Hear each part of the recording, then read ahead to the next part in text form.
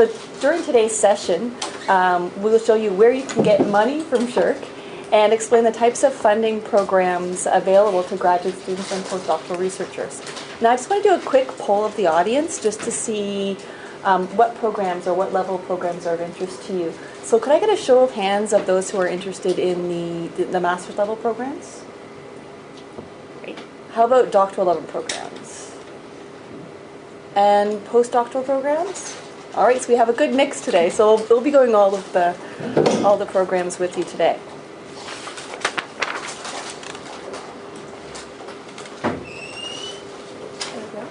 So the objectives of Shirks research training programs are as follows. First, to develop research skills, to assist in the training of highly qualified personnel, and to support Canada's best graduate students and postdoctoral researchers in the social sciences and humanities.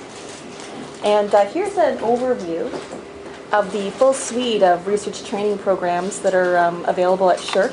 You'll see that we have programs at the master's level, the doctoral level, and at the postdoctoral level. And we will be discussing all of these with you today. Another form of funding that's not displayed here is student stipends and research assistantships.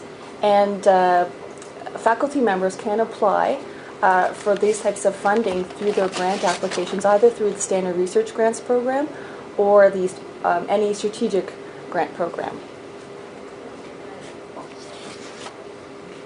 So here are the general eligibility criteria for Shirks research training programs.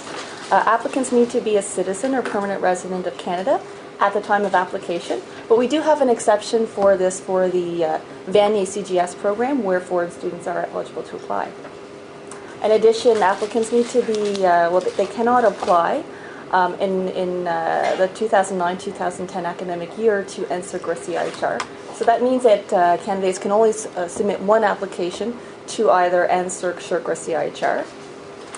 In addition, applicants must not have already received an award at the same level from Shirk, NSERC, or CIHR. So that means if, let's say, for instance, last year you applied to the CGS Master's Program at NSERC and you received an award, you can't apply to Shirk for CGS Master's funding because you already received one at the same level. And I'd also like to underline that this is general eligibility criteria, and that each program has specific criteria in addition to this, and this will be covered in the slides to come. And here's a screenshot of where you can find the links to our programs for the program descriptions. What you do is you go to the website, www.shirk.gc.ca, click on Apply for Funding, and then click on Graduate Students. If you're a postdoctoral researcher, then you will click on Postdoctoral Researchers, and it should give you an outline of all the funding that's available. So I'll now ask my colleague Roxanne to present info that pertains to the Joseph Armand Bombardier CGS Master's Program, as well as the Michael Smith CGS Foreign Studies Supplement Program. Thanks, Melissa. Okay, so for the CGS Master's Program, can I flick through the slides actually, or can you do it? Yeah. So this award is $17,500 in value and is tenable for 12 months and is non-renewable. And it can also only be held at a recognized Canadian institution. This award cannot be held abroad. In order to be eligible to apply,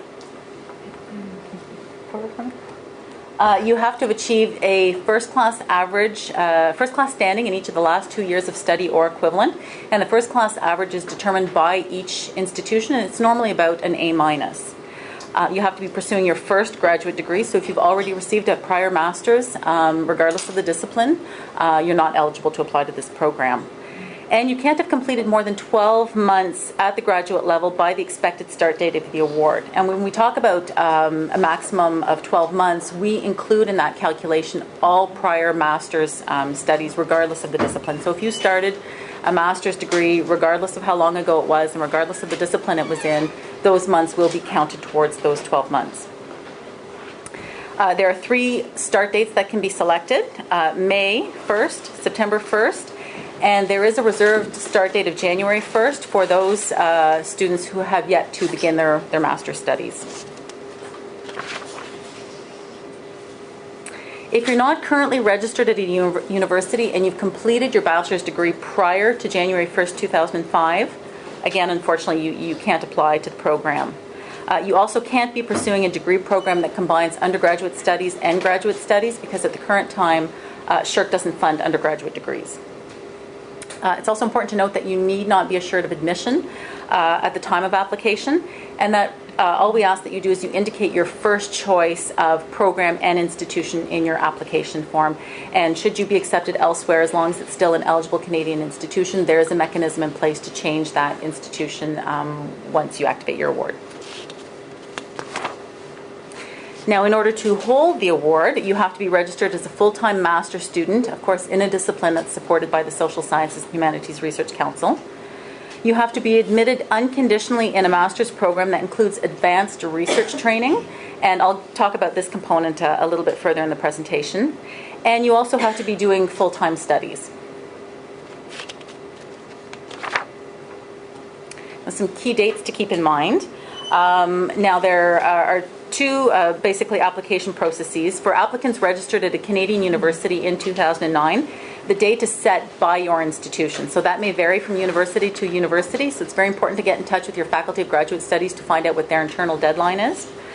And for all other applicants, so for those who have not been registered in 2009 or who are at a university that doesn't have an allocation, the deadline is usually around late November 2009, so you can check back to our website over the course of the summer, and we'll have our new deadline date posted over the course of the summer.